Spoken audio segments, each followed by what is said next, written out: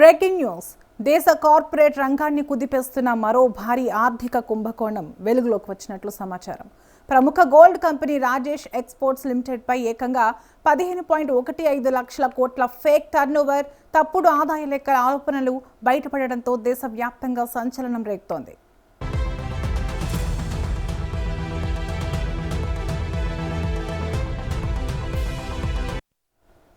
Market నియంత్రణ సంస్థ SEBI నిర్వహించిన ప్రాథమిక పరిశీలనలో 2021 నుంచి 2025 మధ్య కంపెనీ చూపించిన ఆదాయం, లాభాల గణాంకాల్లో భారీ అవకతవకలు ఉన్నట్లు గుర్తించినట్లు తెలుస్తోంది. కంపెనీ ప్రకటించిన మొత్తం గ్రూప్ రెవెన్యూలో దాదాపు 99.8% లావాదేవీలు వాస్తవానికి సరిపోని ఫేక్ ఎంట్రీలుగా అనుమానిస్తున్నట్లు సమాచారం.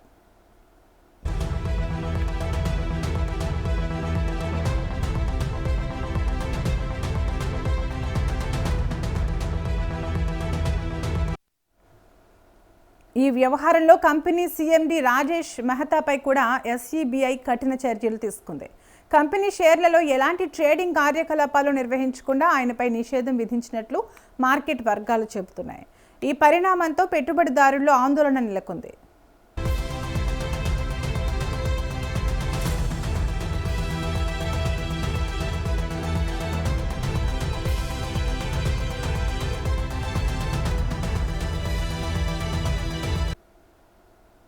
బెంగళూరుకు చెందిన ప్రముఖ జ్యువెలరీ రిటైల్ సంస్థ రాజేష్ ఎక్స్పోర్ట్స్ లిమిటెడ్పై SEBI చర్యలు చేపట్టింది. ఈ సంస్థ ఆర్థిక అవకతవకలకు పాల్పడినట్లు ఆరోపణలు రావడంతో కంపెనీ దాని ప్రమోటర్ అయిన రాజేష్ మెహతాను సెక్యూరిటీస్ మార్కెట్ల నుంచి తాత్కాలికంగా నిషేధించింది. దీంతో నేటి స్టాక్ మార్కెట్ ట్రేడింగ్ సెషన్లో ఈ కంపెనీ షేర్లు పతనమయ్యాయి. రాజేష్ షేరు విలువ 5% నష్టంతో లోయర్ సర్క్యూట్ను తాకి 103.92 రూపాయలకు పడిపోయింది.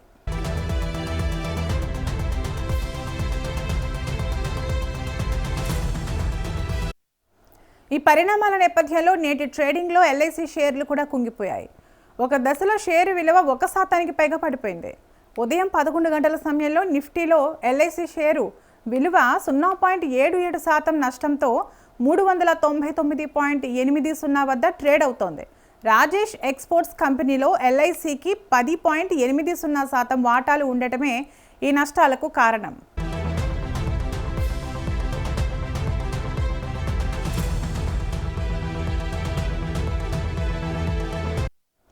రాజేష్ ఎక్స్పోర్ట్స్ ఏకీకృత ఆదాయంలో 97 నుండి 99% దాని విదేశీ అనుబంధ సంస్థల నుంచి సమకూరుతోంది.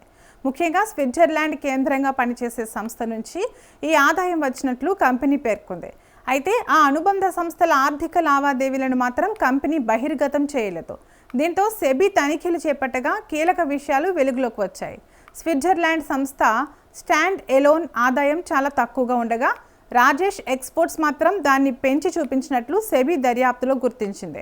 అలా 2021-2025 ఆర్థిక సంవత్సరాల మధ్య దాదాపు 15.15 లక్షల కోట్ల ఆదాయం సమకూరినట్లు కంపెనీ తప్పుడు ప్రచారం చేసుకుందని SEBI వెల్లడించింది. ఈ నేపథ్యంలో రెగ్యులేటరీ చర్యలు చేపట్టింది.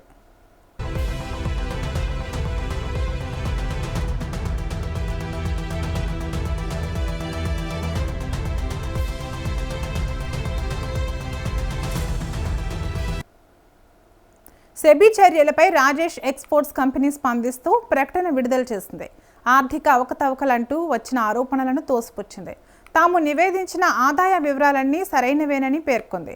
కమ్యూనికేషన్ గ్యాప్, గందరగోళం వల్లే SEBI ఈ ఆదేశాలు జారీ చేసి ఉంటుందని BSE ఫైలింగ్లో వెల్లడించింది.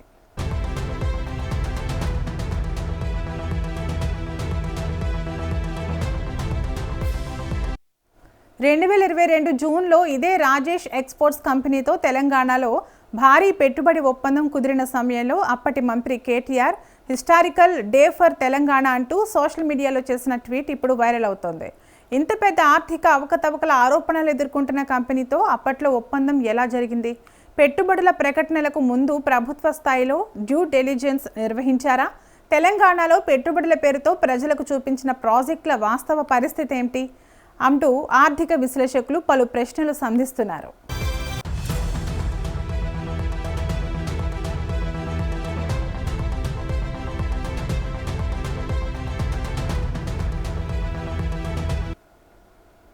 ప్రస్తుతం ఈ వ్యవహారం రాజకీయంగా కూడా వేడెక్కుతోంది. అధికార ప్రతిపక్ష పార్టీల మధ్య ఆరోపణలు ప్రత్యారోపణలు కొనసాగుతున్నాయి. మరోవైపు మార్కెట్ నిపుణులు మాత్రం సెబీ పూర్తి నివేదిక వెలువడిన తర్వాతే అసలు నిజాలు బయటపడతాయని చెబుతున్నారు.